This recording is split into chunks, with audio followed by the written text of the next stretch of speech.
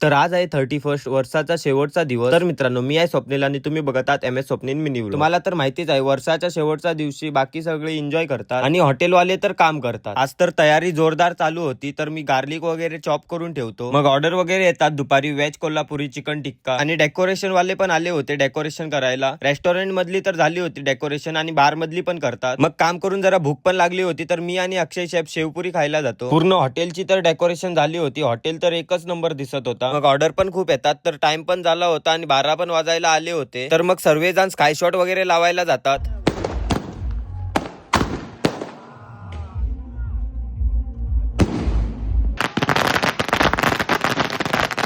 तर मित्रांनो, तुम्हा सर्वांना पण हॅपी न्यू इयर आणि असाच सपोर्ट करत राहा। तर चॅनलला पण लाईक शेअर सबस्क्राईब करा आणि इन्स्टाला पण फॉलो करा।